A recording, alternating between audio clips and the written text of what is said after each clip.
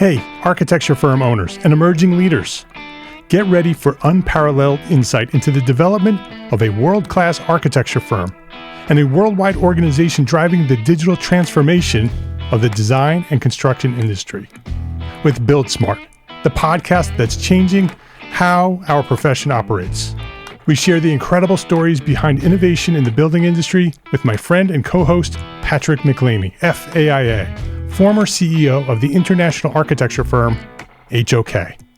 You know, Yamasaki's office or firm lasted during his lifetime. And when he passed away, I think that was the end of the Yamasaki office. Helmut did not want that. He wanted a firm that would live out and grow beyond the founders.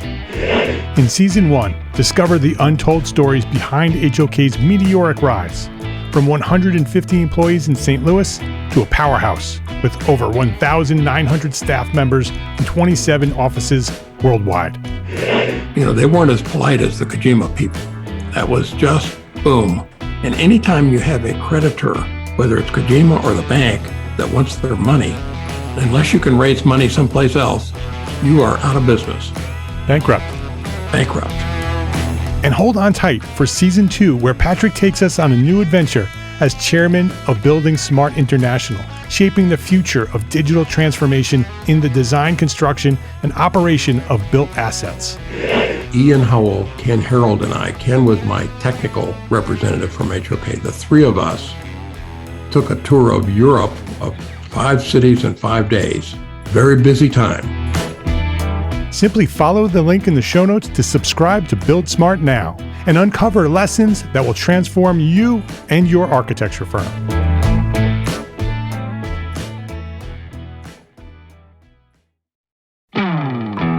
Hey, architecture firm owners and emerging leaders. Get ready for unparalleled insight into the development of a world-class architecture firm and a worldwide organization driving the digital transformation of the design and construction industry. With Build Smart, the podcast that's changing how our profession operates. We share the incredible stories behind innovation in the building industry with my friend and co-host, Patrick McLeamy, FAIA, former CEO of the international architecture firm, HOK. You know, Yamasaki's office or firm lasted during his lifetime. And when he passed away, I think that was the end of the Yamasaki office. Helmut did not want that. He wanted a firm that would live out and grow beyond the founders. In Season 1, discover the untold stories behind HOK's meteoric rise, from 150 employees in St. Louis to a powerhouse with over 1,900 staff members and 27 offices worldwide. You know, they weren't as polite as the Kojima people. That was just boom. And anytime you have a creditor, whether it's Kojima or the bank, that wants their money, unless you can raise money someplace else, you are out of business. Bankrupt. And hold on tight for Season 2, where Patrick takes us on a new adventure as chairman of Building Smart International, shaping the future of digital transformation in the design, construction, and operation of built assets. Ian Howell, Ken Harold, and I, Ken was my technical representative from HOK. The three of us took a tour of Europe of 5 cities in 5 days. Very busy time. Simply follow the link in the show notes to subscribe to Build Smart now and uncover lessons that will transform you and your architecture firm.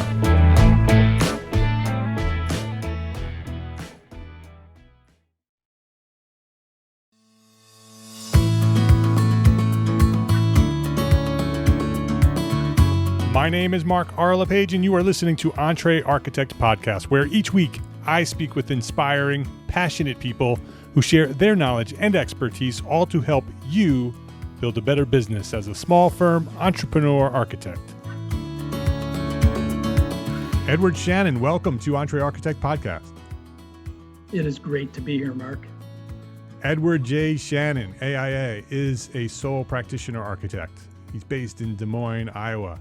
His practice specializes in small projects consisting of light commercial, residential, and historic preservation. He prides himself on being a sole practitioner, and he sees the solopreneur model as an asset instead of a liability.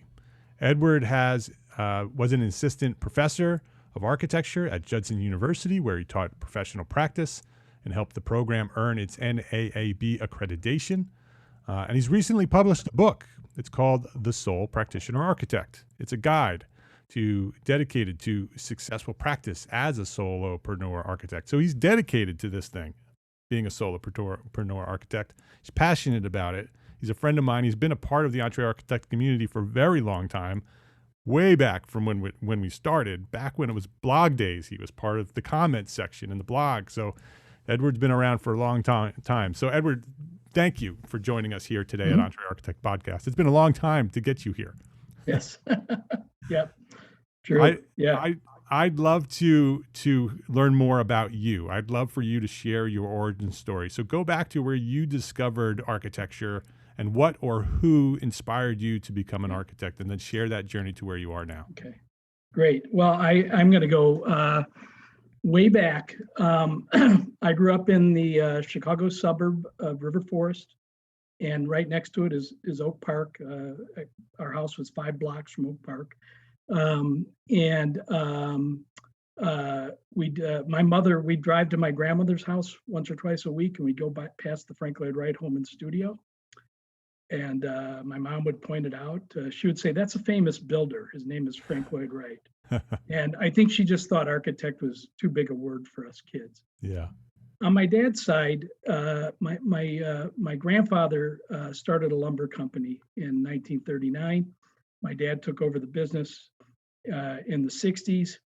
And so I was surrounded by construction.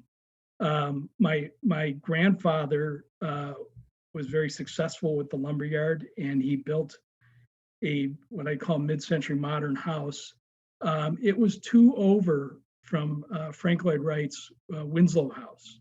Wow. Which is Frank Lloyd Wright's first major commission. So my brother and I would ride our tricycles around the planter of the Winslow House, not knowing it was designed by this famous architect. So I grew up Oak Park, River Forest, which is an architecturally rich place. But I like to joke, and this is there's a serious part to this too. The first time I ever knew anyone that was really an architect was from the show The Brady Bunch. Right. And I asked my mom, I said, "What does Mr. Brady do?" And I was probably in 4th or 5th grade. And she said, "He's a modern architect." And I said, "Well, that's what I want to be when I grow up. I want to be a modern architect," because they'd show different episodes. He'd be, with a model of a building, all that. So I had this construction background. My dad built an addition on our house when I was in 6th grade. I was out there with the carpenters every day after school. I was just fascinated by the construction, framing, everything. When I was probably a freshman in high school, my dad built another house in Wisconsin, a summer home, and we'd go up every 2 or 3 weeks. And I was just fascinated with that. Took drafting in high school, had a great drafting teacher. I'm going to back up for a little bit. Somehow during my freshman or sophomore year of high school, if you didn't want to go to study hall, you could go to the library. And I was not the most studious kid. And I would go to the library, and somehow I wandered over to the architecture section. And my high school, Oak Park River Forest High School, had a huge architecture library section. Somehow I picked up a book on Mies van der Rohe. I saw the Farnsworth House. I saw just the clarity of his floor plans. I was just mesmerized by it. And I would play with Legos, and I remember going home and trying to build the Farnsworth House out of Legos. Anyway, when we would take at our high school, you'd take a year of drafting, and then you could go into the architecture part. And I did that junior and senior year. The guy who taught, Mr. Urbanik, who taught the architecture drafting, had graduated with a degree in architecture from IIT, Mies van der Rohe School. He had taught there for 25 years. We would have architects coming into our classroom in high school. One guy's dad worked for Harry Weiss and Associates. We'd have people from SOM. We toured architects' offices. He gave us the lowdown on becoming a licensed architect, and that there were 3 schools in the state of Illinois that had it. he also said something that spoke to me because I wasn't that studious, and particularly my first 2 years of high school, I wasn't that serious. And he said anybody can become an architect if they want it bad enough. And he said Triton College, which was our community college, offers a 2-year feeder program. He said, we're going to go over there next week and tour it. So you take, we kind of, as much as we could, thought, we're really exposed to architecture, which I thought everyone in high school had that. Right. Exactly. And most people have a shop, instructor teaching them, this. I was able to get a job with an architecture firm the summer between my junior and senior year of high school because my dad's cousin was a home builder, got a job with his architecture firm.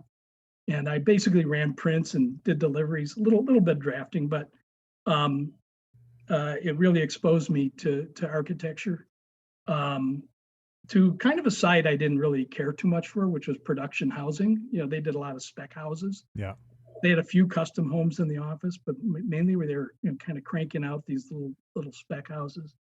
Two of the guys there went to Iowa State University, and after I went to the community college for a year, I really wanted to get out of Chicago. I wanted the university kind of lifestyle, and Iowa State, I visited the school, just kind of fell in love with it. So went to Iowa State for undergrad, graduated in '86, spent a few years interning both in San Francisco and Chicago, went back, because I just did that 4-year degree, went back to graduate school at Virginia Tech, which really, they taught me how to design. They taught me how to look at architecture kind of formally as a form, kind of a form-centered design.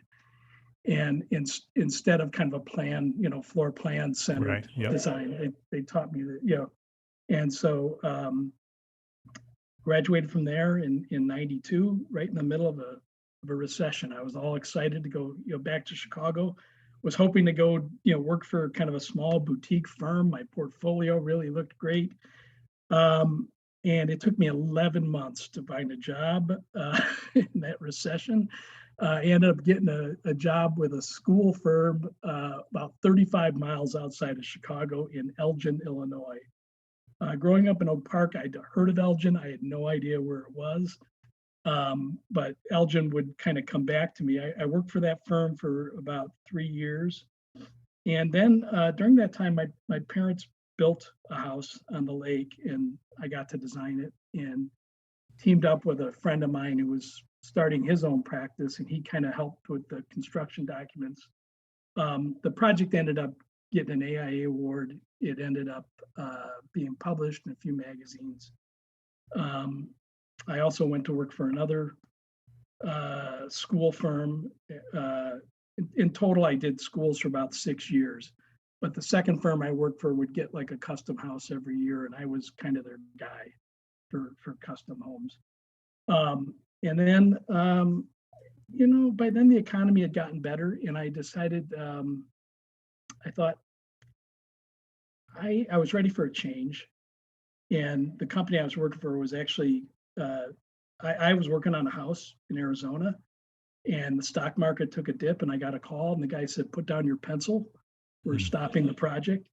And I could just kind of almost see a layoff on the horizon at this firm because they were kind of notorious for that. So I started looking, and that's before the internet or anything. I mean, I would go out in my car and use my wife's car phone or cell phone, Anyways, I decided I wanted to do residential. I really wanted to, and I went to work for a firm on the North Shore of Chicago. I showed them the modern house I designed. They showed me a modern house that, they had designed. I thought, this is great. I'm going to be doing these modern homes. So I was there, at the end of my first week, one of the principals came to me and said, "Okay, I'm going to give you, your own project to work on here." And here it is. It's a Georgian house.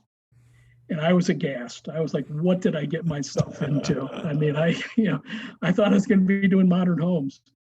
And anyways, I started working on it. And the first thing I noticed was I really enjoyed working on a project by myself. In residential, you really think in 3 dimensions, which you don't always do that with the school projects. I So mean, the I did seeds a lot of of life. so the seeds of Yeah. that sole practitioner started to take root. Exactly. Yep. And the other thing was, after about 2 or 3 weeks, I started to get really interested in Georgian architecture. And I bought some old pattern books and started to kind of get, interested in stylistic architecture. And my graduate school in particular was very modernist, and they did not like, stylistic architecture was kind of beneath them, so to say. But I kind of reconciled that with myself, and I said, I think there's good stylistic architecture and bad stylistic architecture. And since then, I've gone on to say that modernism is really just another style. So get over it.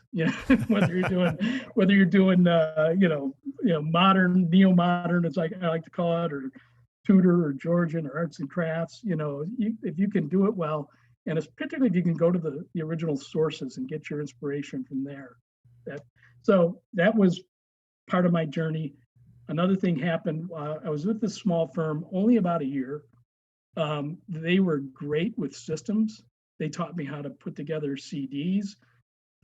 They would give us their proposal, which was actually an agreement, and say, here, you're the project architect. Here's the fee. You need to budget this. Well, that's great. It was a crash course in business and system. They had some great filing systems that I still use today. It was really a great thing. At the same time, this Christian architecture school had opened up a few years prior, Judson College, and I started hanging out there. I applied there. They said, well, you don't have that much teaching experience. We really want to get some guys with teaching experience on the faculty. So, but I would go to their lectures, and and they would ask me to be on juries and things like that. And they called me one day and said, we've got a course we want to talk to you about teaching, like a materials and methods course. So I went out there, and this was back out in Elgin, Illinois, this place that I had my first job at. Yeah. And by then, my wife and I had actually relocated to the northwest suburbs. So we were probably about 20 minutes from Elgin, where we lived. And we were talking, and I said I would really like to teach design studio. And they said, well, what would it take for you? And they said, well, what would it take for you to do that? I said, well, I'd probably have to have my own office, so I could. And these two guys looked at each other, and they apparently there was a visiting professor who was supposed to come for the following fall, and it had fallen through. So they both started like talking amongst them. They said, well, he could have Steve's position, And all of a sudden, I walked out of there from going to being like an adjunct faculty with one class to being what they said it'll be a half-time faculty position. And I came home. I told my wife, I said, you're not going to believe what happened, but I got this opportunity here. I can teach half-time, and so I gave the firm I was with. This was probably during the summer. I think I gave them a 6-week notice. I said, look, I thought I'd stay with you guys a lot longer. I'd actually brought in a project for them, so I was kind of worried about that. I brought in a custom home for them to do. And I said, I didn't think this would happen, but I got this really good opportunity, and I want to go for it. But I'm going to give you, 6 weeks notice so we can wrap up everything, particularly the project I'm working on, because I want the client to understand that, you guys will be taking this over. I'll be, moving on. And then I started teaching and practicing part-time. So I had the half-time teaching. I had the half-time practice. I like to think. Was that your first firm? Is that the first time? That was Edward J. Shannon Architect. That was fall of 1999. And I started, and one of the things I should mention too, I'd been very active in the local AIA chapter, and I'd met a lot of architects. And when I started on my own, I called some of the architects I knew to tell them, and they were all commercial architects. And almost all of them referred little additions Yeah. and things like that to me. So it was a nice way to start out. So you're teaching at Judson and started your own practice. And how did that go? What's the story from that point to where you are now? I did that for 6 years, and I was going to say, half-time teaching, and it actually I went full-time with the college for a couple of years, and that was kind of a disaster because I really couldn't do the practice that well. They expect you to be on campus 5 days a week and go to all kinds of meetings and stuff like that. So, but even doing it kind of half and half, it was more like 1.5 and 1.5. And so there's 3/4 and 3/4. I mean, it was like you had, and it was really tough on me. And I decided to, I went through some personal things. I went through a divorce, unfortunately, and decided it was maybe just time to have, one job and, a paycheck coming from someone else. So I went to work for a design build company, big design build company that did additions. That's all they did was additions. And they did 350 additions a year. They had a design staff of 65. I was one of 6 senior architects, project architects. I was there a year. This was 2005, 2006.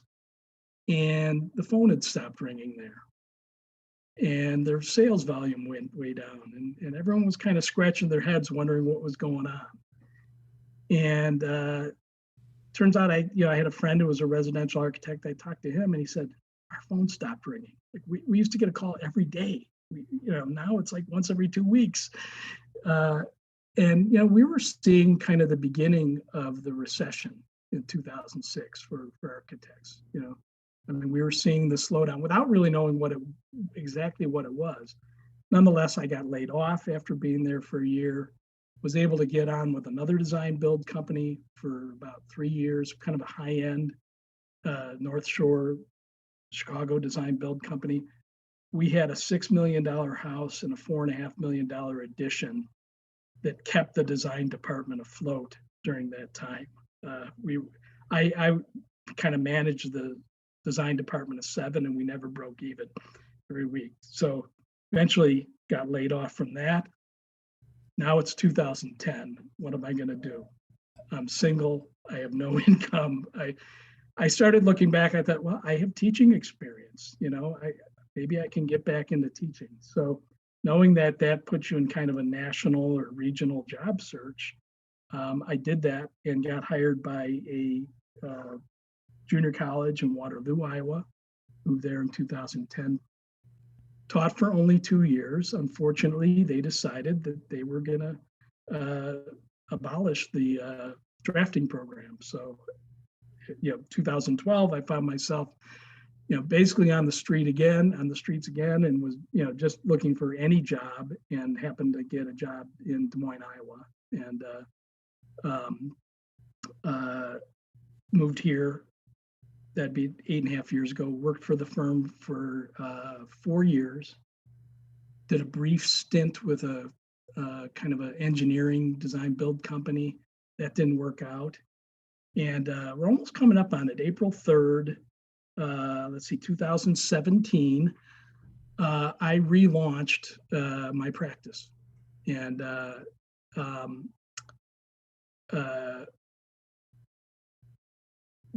I basically got let go from this company, and I came home at 10:30 in the morning, started calling everyone I knew. And I happened to call it, mostly architects, builders, anyone I knew, saying, I'm going to start my own thing, and, do you have anything you could help me? And one guy said, yeah, I'm working on this museum project. We need some drafting help. Okay, 3 days later, I'm in a meeting with, 3 other architects, and we're doing this museum project. And it was supposed to be a 3-week project. They went through a bunch of changes. It turned into, I think, 11 or 12 weeks, but it was just steady income. It wasn't that much money. And that's, when I talk about starting your own practice as a sole practitioner, or being a sole practitioner, you know, sometimes you have to go there. You know, you have to, if your work, you know, starts to dip or something. You know, when we went through the pandemic a year ago, I had a big project that was canceled, that was supposed to really be kind of the, you know, almost a 6-month project. And I called 4 architects I knew, and I just, you know, told them what happened. And I said, do you need any help? You know, knowing I'm not going to make as much as I do on my own, knowing it's probably not as fulfilling as working, you know, for myself, but knowing that you have to do that.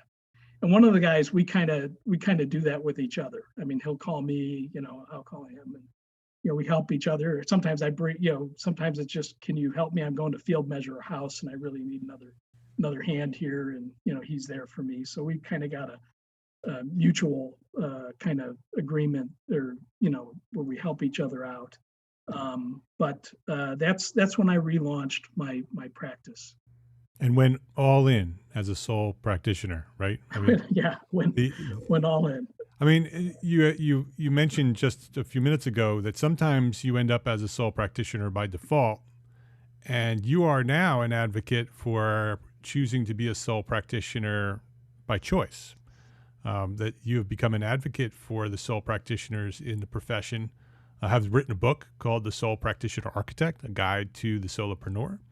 And you have a Facebook group now, the Sole Practitioner Architects Facebook group, and have learned and built a successful solopreneur architecture firm for yourself, and now teaching others how to do that as well. And so that story that you just told is there's lots of ups and downs and lots of lessons learned. And today, you know, you know, I've known you a long time. You, for me, feel like you have found your place. Like this, you're comfortable with where you are. You're comfortable with the firm you've built. So much so that you want to encourage others to do similar things. And so, I wanted to have you come on the podcast and share some of that. Share some of your thoughts generally about being a sole practitioner and choosing to be a sole practitioner. And then maybe we can, you know, give them a few tips, a few suggestions on how to do it successfully. So just generally, you know, if there are young architects out there that's starting their own firm, or somebody who's been working for somebody else for a long time and thinking about starting their own firm, and there's that question on, should I become a sole practitioner and just practice myself, or should I start a firm with the intent of growing? That's a choice, right? That's a choice that we need to make. And so what is your thought on that idea of intentionally starting as a sole practitioner? Well, I think my first thought is that it can be a destination, and I talk about that. You know, that I mean, I think a lot of people think it is just a stepping stone, right, to something bigger.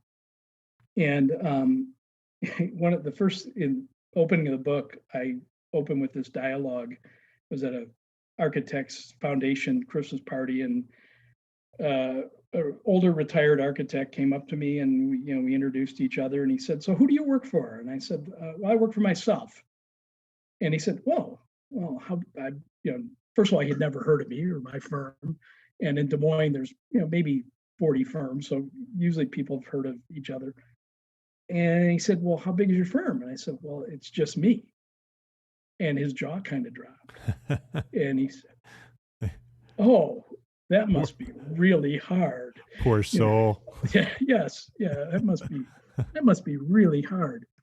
And I was a little embarrassed. I didn't have a snappy comeback. It's one of those, you have those George Costanza moments where he's, "I should have said this. I should have said it." Yep. So, I think about it. I said, well, what I should have said was, "Hey, designing and drafting isn't that hard for me.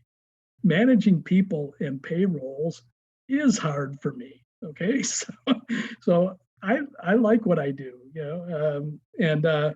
but I think back to your question too, is just kind of how do you start? And that there's no perfect way to start. There's no, I mean, if you can line up work, that's great. One of the things I strongly recommend, if you don't have deep pockets, you need to be married to someone who at least has a steady income, because cash flow can be really hard at the beginning. A lot of ups and downs. And you can go through savings really easily. One thing I didn't mention was the first time I got laid off in 2007, I thought I would start my own practice again. And I went through a $25,000 line of credit in 3 months, just like that. I mean, I had no, because, the company I'd worked for had laid me off, but I thought, well, maybe it's just, their business practices or something. The phone wasn't ringing, so, I set myself up, got a nice office, did everything nice business cards, stationery, everything, and ironically, I'd been freelancing kind of for a company, and they called me and said, we want to hire you full time. And I was kind of like, why didn't you tell me 3 months ago? I would have done this, but there is no perfect way to start. There's an old saying I read in a practice book once. It's like, the first job is easy to get, the first project. It's usually for friends and family. The second project is tough to get. I mean, that's usually, so I think there's just a lot of things you can do, and one of them is being open to kind of consider yourself a freelancer, at least for the first year or two. That you're gonna try to line up your own projects, but at the same time, you're gonna freelance for other architects.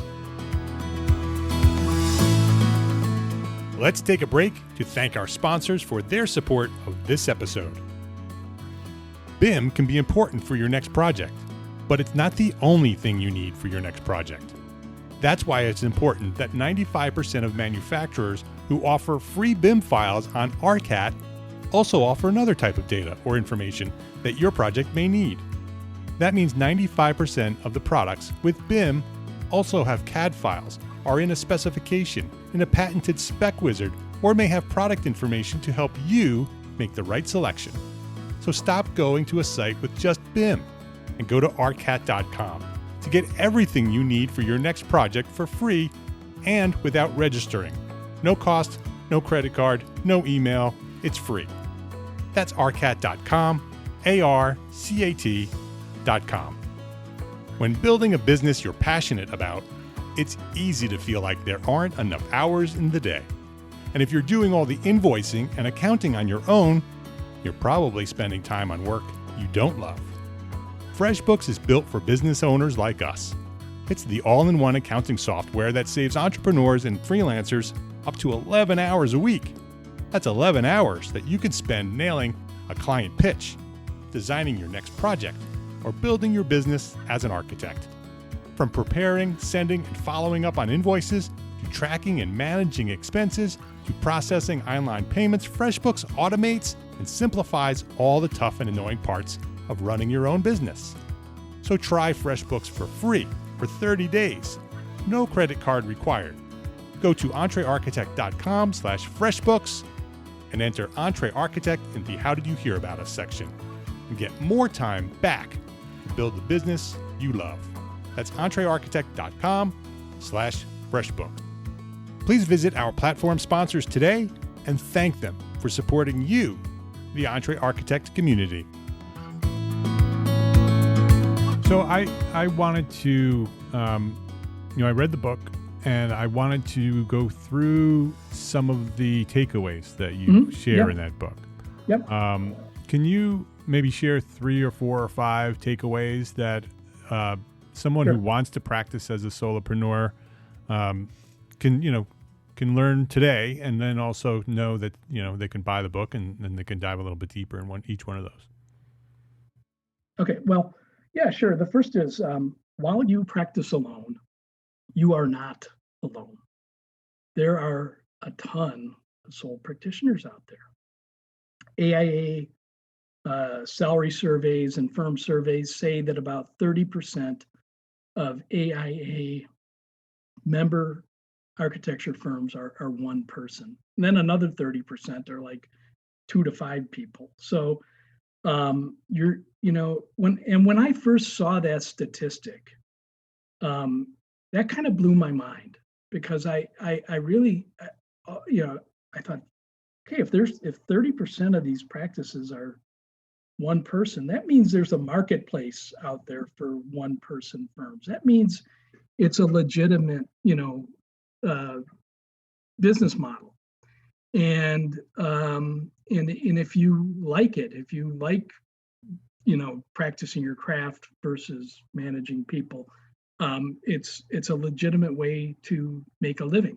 Yeah, and it's not the same. It's not you can't run a sole practitioner firm the same way you run, a firm with 10 or 15 people. It's a different business. And going into it, understanding that will help you be more successful. So actually sticking to that you're not alone. Are there suggestions? First of all, I would imagine that might be one of the biggest challenges, other than the financial challenge, but let's put the financial challenge to the side for now. Is being alone, that isolation, one of the biggest challenges of being a sole practitioner architect? It can be, I suppose. I'm very extroverted. I come to work almost. I have an office partner. But for the first 2.5 years I did this, I was working out of the attic of my bungalow, and now probably, not every day, but I'd go have coffee with someone, or something. I also got involved in Chamber of Commerce and another kind of real estate networking group, and kind of before and after hours things would go meet people. I love meeting people. Yeah. So you have to be intentional about getting out and meeting people and making sure that you're not in your office 24 hours a day. Although, in the past year and a half, that's sort of been forced on all of us. But generally, it's a great way to build into your daily schedule to make sure that you're out sort of networking and connecting with other people. And I think our community, your community, EntreArchitect, the sole practitioners community. Yeah. Shout out to our friend Enoch Sears and his business of architecture. Yes. Yeah. I mean, we've got these communities that you can kind of tap in. You can, vent. There's a lot of venting. You can ask legitimate questions. You could share, what's been, what's worked well. You had a great day. These are huge things, I think, for a sole practitioner that weren't there, years ago. Yeah. So it's great to have the community. I find I have to kind of turn it off and focus on work. Exactly, During kind of, I'll come back at noon or something. But because it can be, pretty consuming and just, and distracting, quite frankly. And that's part of being a sole practitioner, is that, if I'm not earning, if I'm not producing, there ain't no money coming in. I mean, that, I'm trying to say that as bluntly as I can, but if I'm not grinding, nothing's coming in. So, I have to be really, really careful with my time. And, I can't, I can't think of it like, well, this is all kind of business development. And, I've got, 4 junior architects cranking out work and they're going to, making money for me. You don't have that when you're on your own. So, although you work alone, you're not alone is the first takeaway. Right. The second takeaway is what? What's the next takeaway that we should be looking at the SPA with sole practitioner architecture as a destination, and not a stepping stone, but as a legitimate business. And I kind of mentioned, this, but for me, it's about practicing my craft. I just was finishing up an electrical plan this morning. I like doing BIM. I don't have, I don't find it tedious or anything. I don't find it beneath me. I'm connected to my projects. I like doing everything. I really do. Not managing people and payrolls. I've kind of mentioned that, but this can be a destination. In the book, I talk about that, but I also at the end of the book I say, well, things change. Things evolve. You might do this for 5 years, 8 years, or something, and then there's a change. It could happen to me. I don't know. I'm not counting on it, but it could, it's a choice to start your practice that way. And I often ask architects to prepare a business plan with an idea of what's the next 3 years look like. But I always say that plan is just a map, right? It's a check-in. So when those opportunities come, you have an opportunity to go back to that plan and say, is this an opportunity that I want to pursue or not? And so it's very similar where if you choose to become a sole practitioner architect and this other opportunity comes along, that plan gives you that check, right? Do I want to continue to be a sole practitioner architect, or do I want to take this opportunity? It's all, you and I are similar ages. We've started our practices or our careers around the same time. We know that it's a journey, right? It's this up and down and different routes and different opportunities come along, and there is no straight line. It just doesn't exist. It's this curvy, squiggly line. It goes up and down and side and back and forth. And with a plan, you can sort of end up somewhere where you'd love to be. But it very, very rarely is it a straight line. So you're not alone. It's a destination. You could, practicing as a sole practitioner architect could be a destination, should be a destination. If that's what you're choosing, you should commit to it. So what's your third takeaway? Seeing the SPA model as an asset, not a liability. This comes from probably the weakness of this model, and it's probably obvious, but I'll state it, is that I don't have 2 or 3 draftsmen that can jump on something and crank something out so you'll have it by Wednesday. I don't have that. Yeah. I really take the time to, before we sign an agreement with a client, to educate them on that. But I also emphasize, here's the upside of it. You're going to get me in my 25 years of experience on every aspect of your project. Here in Des Moines, we don't have a lot of small firms. Big cities like Chicago had, just a ton of small firms. So there's a lot of, Des Moines pretty much has mid-sized firms. There's not a lot of large firms, but they're 20, 30 people firms. And they get a small project. Generally, it goes to their, I'm going to call them interns, but they're the recent graduates, or or something like that. That's who's going to work. So I tell prospective clients, you're going to get me. You're not going to get someone who's doing this as a summer job, and here we got a little addition. We do sports facilities, but a friend asked us to do an addition. Here's your project. You get me. And I also take the time to point out that because probably 2/3 of my residential is that kind of major renovation, major addition, whole house. These projects are not easy. I mean, I've been doing them for 25 years, and they are not no-brainers. They're not easy. This is your house. Who do you want to entrust that to? Because they are not easy. You can spend a ton of money and build a flawed addition. So, right. The asset is you're getting all that experience on your small project. Yeah, and that becomes part of your brand, becomes part of your story. It becomes part of your differentiation of when a client is considering you versus someone else. You want to highlight that that it is an asset. It's an opportunity to work directly with the decision maker and the person that has the 25 years of experience, rather than working with a larger firm that may have more resources, but you're not going to get somebody with 25 years of experience to do a residential addition. So it's an asset. You can look at it that way and present it that way. So do you have any more? Do you have any other takeaways? Yeah, a couple more. I'll say it's a lifestyle business. What does that mean? Well,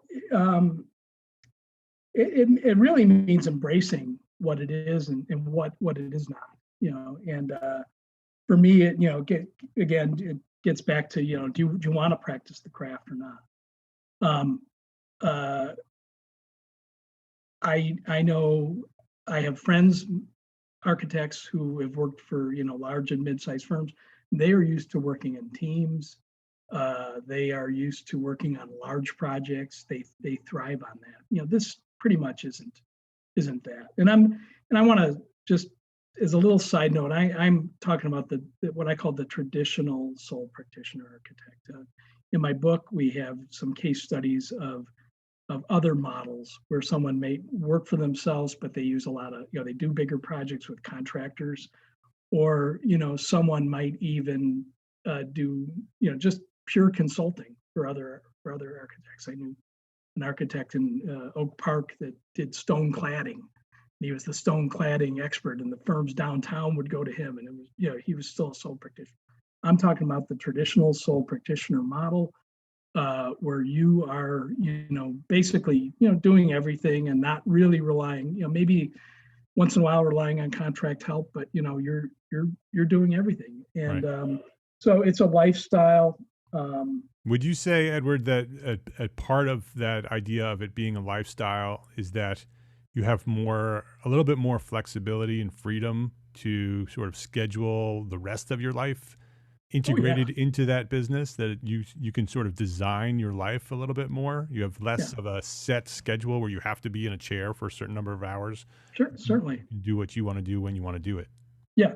Oh, yeah. Yes. And I think, those of us who are, self-employed in any profession, like, I mean, we probably work more than we, or as much as we did when we worked for other companies, but we're not, kind of tied to the clock. It is that, I'm going to, my kids are grown, but if, I'm going to go to my kid's soccer game today at 4, but I'm going to, take my laptop home, and I'm going to, open it up right. at 8 o'clock and work on this, Yep. That type of thing. There, flex times there. I'm going to say this, it probably has to be said. Part of the lifestyle is, generally speaking, you will probably not make the same as a principal in a large firm. Okay. Yeah. And I can keep going with that and saying, well, as an architect, you might not make as much as a developer or someone in construction. Yeah, so but we all kind of make the choice. When you're working for yourself and you are the sole practitioner, there is a ceiling. You can only take on so much work. You can only complete so much work.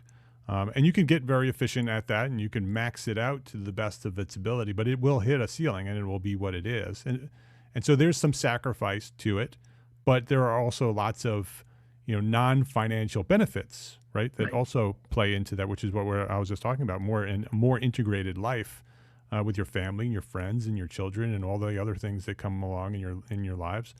And so the money is potentially limited, and you just have to sort of accept that's part of making this choice, that if you're working alone, you're going to hit a ceiling, and really the only way to make more is to get better at what you do, right? Be more efficient, more effective, build a better brand. There's that. I think you're talking about a couple different things there, Mark, but you had Seth Godin on a few weeks ago, and he talked about as a writer. He's a freelancer, and he said a lot of architects, he called us freelancers. But he said, you don't make more money by getting quicker and better. You don't make more money by hiring a lot of production, doing more work. You get more money by getting better clients. Yes. And that is my goal. That is how I am choosing to grow my practice. I've had a few of these really good clients. I want more of them. I want nothing but them. Right. I want to be able to, to turn away, the ones that don't want, and I will. I won't have to turn them away. They'll when I quote them a fee, they'll say, yeah, I'll talk to my wife and get back to you, and so that, I don't want to look at it like, there's this cap, there's this ceiling. You're exactly right. Thank you. We can never get beyond it. Yeah. And, whatever you're making, and you're by the time you're working steadily doing this thing, it's never going to get any better. I talk about growing inward in the book, versus growing outward. And growing inward is, getting better clients, getting better projects, being able to, get people who really appreciate you, who are willing to pay you more. Yeah. Thank you for that clarification. You're absolutely right. And that really goes back to branding, right? That's telling the right story, building a brand that attracts those specific clients and not attract the clients that, are looking for a cheap project. And so there are ways to earn more. And I just want a clarification. Seth Godin was on the Context and Clarity podcast, not EntreArchitect. We had him at the EntreArchitect Facebook group. It was simulcast there, and that's what you're referencing is the Context and Clarity podcast. Which, if you're listening, you should go subscribe. That's our other podcast with Jeff Eccles. So we have time for one more takeaway. Well, what's the final takeaway? The last one I have is you have to chart your own course, and this is something, and when I meet with young architects, and I'm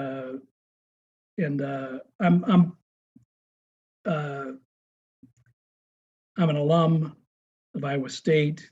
I was part of a fraternity. Every now and then, the chapter advisor gets a hold of, will email and say, we've got a couple of architects. Are you able to hire any of them? And I'll say, no, it's just me. I'm not going to hire anyone, but I can certainly have lunch with a guy and talk to him about, where to go with this crazy profession. And I kind of came up with a little, formula that I wished I had followed. I didn't. But it's basically, I tell them, first of all, chart your own course. Who do you work for? You work for you. That's who you work for. You work for you. Period. You are in charge of this, of charting your course, and kind of, a rocky sea. I mean, architecture is it's not a lineal profession. It can be.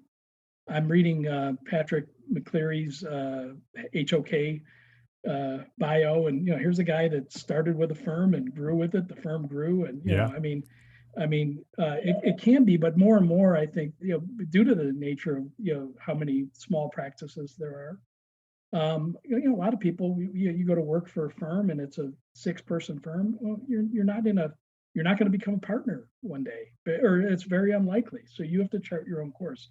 So I came up with this little formula. Basically, in your 20s, you graduated, you get your degree. That's the time to explore. Try working at a large firm, small firm. Try different things out. Your 30s, you focus. Okay, you've spent your 20s exploring different career paths. You've discovered your strengths and how they can best be utilized. Now it's time to choose a path and focus your efforts so that when you reach your 40s, you can be anchored. Okay. Now, I kind of did that in my career. I wanted to get into education, but I didn't have a real clear path how to get there. And this formula works well when everything is working. But I've been through 2 major recessions, And I can tell you that when you're in, when you're in the midst of that, you're more or less just surviving, no matter who Right. you are. Yep. And you may not get to work for who you want to, or you may have a huge detour in life. But basically, you work for yourself. Think of that. You're always working for yourself, and you're always thinking about how are you going to get to that place you want to be. If you want to work for a large firm, try it out. I worked for an international 650 person firm in my 20s. Hated it, but at least I tried it. I know what it's like to work for one of those places. Try these things out in your 20s. Focus in your 30s so you can be anchored in your 40s. Yeah, that's very good advice. I think that's a great framework for anybody starting their career, is to look at it that way in terms of sort of decades, that your 20s are all about exploring and taking chances and taking those risks that will be much more difficult to take as you get older and become a little bit more established and potentially have families. Those things get more difficult. So 20s are a great time to explore, and it gives you permission to sort of take those risks and not be so much in a rush to be rooted when you're 20, right? When you're in your 20s, go out there and have fun, learn as much as you can, explore as much as you can, try all those different places. And so then in your 30s, you can start focusing. And so in your 40s, you'll have a really good, strong foundation. And I want to just say one last thing about that. Yeah. You may find yourself in your 40s or your 50s and you're not grounded. Maybe you got laid off, or you've just had a success. You're not in the place. I just want to say you're better than you think you are. Probably you went to architecture school, you got a license, and you've got experience. If you can, maybe you start doing a sole practice, and and I'm speaking to maybe the guy who's never done residential before, and there's kind of a perception that it's easier. I don't think it is, but you'll learn it, and you can learn it because architects aren't dummies. I mean, they're not, Yep. And so, you're capable of learning, and, you can kind of take control of, if you find yourself in a place that's not real desirable, and I'm living proof of that. So, and that goes back to your first takeaway, that you're not alone. So if you Yeah. do find yourself in that position where you're sort of, floating out in the sea and you're not grounded, you're not rooted, you're not grounded, you're not sure, find a group, find a community, find people Yes. who you can connect with, because those are the people that will help you find your destination.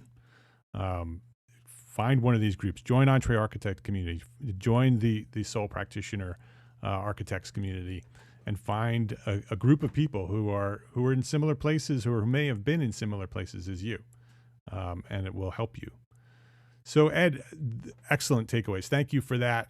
Before we wrap up, I wanted to ask you the one question that we ask everybody. So what is one thing, if we needed to focus on one thing that a small firm architect could take away today to build a better business for tomorrow, what would that one thing be? Well, I didn't mention this, but it would be to have a business or a financial plan, really to have that. We get asked a lot in these forums, how much should I charge? And boy, that's a loaded question, and it really, if you've really gone through the exercise of creating a financial plan, and it really has to tie into a household budget, so how much, I talk about how much you want to make, how much you need to make. Yeah. There's a big difference between those. And, at the very least, you need to know what you need to make. So have a business plan. Yeah, very good advice. And you actually give them a framework in the book. So if you are looking for a simple framework on how to put together a financial plan, get the book because it talks all about it. His name is Edward Shannon. The firm is Edward J. Shannon Architect. You can learn more about his architecture firm at edwardjshannon.com. You can learn more about solo architects and sole practitioner architects at soloarchitect.org. You can also learn more about the book there. You can join the Facebook group at Sole Practitioner Architects. You could search for it on Facebook, Sole Practitioner Architects. We'll have a link on that as well on the show notes. The book, if you wanted to purchase the book, it's called The Sole Practitioner Architect. You hear a theme here, The Sole Practitioner Architect. A guide for the solopreneur. We'll have a link to that as well. You can buy that on Amazon. And I highly recommend it if you are a sole practitioner or if you are someone considering a sole practitioner business. You should go buy that book. It helps you get all of your different sort of your ducks in a row, right? It sort of talks about the whole experience and how to put together a sole practitioner business. Edward, thank you. Thank you not only for coming here today on the podcast, but thank you for your dedication to the profession. Thank you for being such an active contributing member of the EntreArchitect community since the very beginning. And thank you for starting your own community and starting your own passion for sole practitioner architects and leading that community. We need people like you in this profession to lead, to take a step and say, okay, I'm going to be out there and be there for others. And I appreciate you for doing that. So thank you for that and for being part of this podcast today at EntreArchitect Podcast. Thank you too, Mark. And I'm thankful for everything. Folks like you and Enoch Sears have and Jeff, everyone who's really helping small practices because, there just wasn't a lot out there. So very thankful. Yeah, you're welcome. Thank you, Ed. If you liked this episode of EntreArchitect Podcast, please share a rating, write a review, and share a link to this episode with a friend. That's how you could help grow EntreArchitect Podcast. Thank you to our sponsors, ArtCat and FreshBooks, for their support of this episode. Links to all our sponsors and all our resources that we discussed today are available at the show notes for this episode found at entrearchitect.com/podcast. EntreArchitect is a member of the Gable Media Podcast Network. Gable Media is curated thought leadership for an audience dedicated to building a better world. That's you. Listen and subscribe to all the shows at gablemedia.com. That's GABLmedia.com. Go there now. And check out EntreArchitect Academy membership. Ready to edit business resources for architects, live monthly business training for architects, a supportive architect community, and Simple Systems, our new business system program developed for you, the small firm entrepreneur architect. It's all waiting for you right now at EntreArchitect Academy membership, including AIA continuing education learning units. Yep, they are there too. EntreArchitect is there for you. Come join me and hundreds of your entrepreneur architect friends. Visit entrearchitect.com/join to enroll today. Thanks for listening today. Love, learn, and share what you know.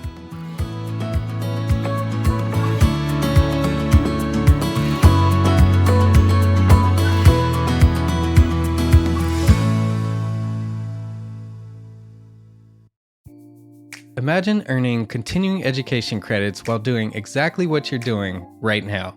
Well, you can. Gable Media has revolutionized the way you earn your continuing education credits with a groundbreaking approach. Forget running around town and scouring the internet for credit-worthy courses. Fulfill your CE requirements effortlessly by listening to engaging podcasts just like the one you're listening to now. Our podcasts are designed to educate, entertain, and inspire, all in a user-friendly environment. But wait, there's more. Architects, Gable Media is also approved as an AIA continuing education services provider. Upon completion, we handle everything, from reporting your hours directly to the AIA to storing your certificates in your personal Gable Media profile for your self-reporting needs. So follow the link in the show notes and start earning your credits in the most innovative and entertaining way possible with Gable Media.